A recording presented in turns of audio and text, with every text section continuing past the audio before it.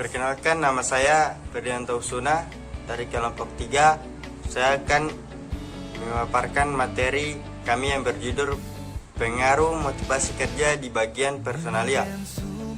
Dan baiklah, saya pemateri pertama dan langsung saja.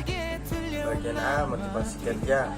Motivasi kerja didefinisikan sebagai kondisi yang berpengaruh mematikan, mengarahkan, dan memelihara perilaku yang berhubungan dengan lingkungan. Mampu Negara 2009-184. Bagian B, kinerja karyawan. Kinerja karyawan merupakan fungsi dan kemampuan dan motivasi, di mana kemampuan terdiri dari keterampilan, pelatihan, dan sumber daya yang diperlukan untuk melakukan tugas, dan motivasi digambarkan sebagai kekuatan batin yang mendorong individu untuk bertindak terhadap sesuatu. Bagian C, pengaruh motivasi terhadap kinerja karyawan di bagian personalia.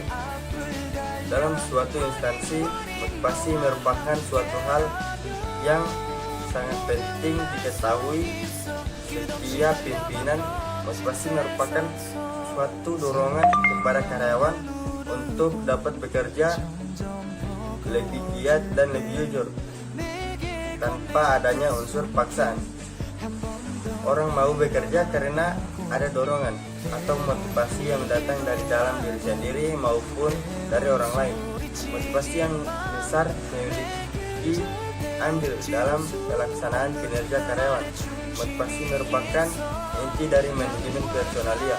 Oleh sebab itu, seorang pimpinan selalu berupaya mencari cara yang tepat untuk memberikan motivasi kepada karyawannya.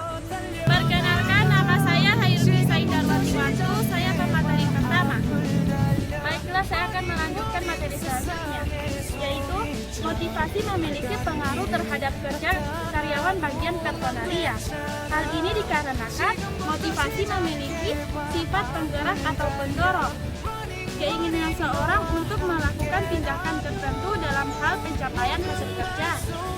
Motivasi dapat mempengaruhi kinerja, walaupun bukan satu-satunya faktor yang membentuk kinerja. Masukan individu atau konteks pekerjaan merupakan dua faktor kunci yang mempengaruhi motivasi. Karyawan bagian personalia bertanggung jawab atas hak dan kewajiban tenaga kerja yang terdapat di perusahaan. Ketelitian diperlukan karyawan bagian personalia, salah satunya melalui laporan penggajian karyawan. Laporan hasil pekerjaan merupakan tahap paling penting dan akhir suatu pekerjaan sehingga membutuhkan ketelitian dalam pengerjaannya.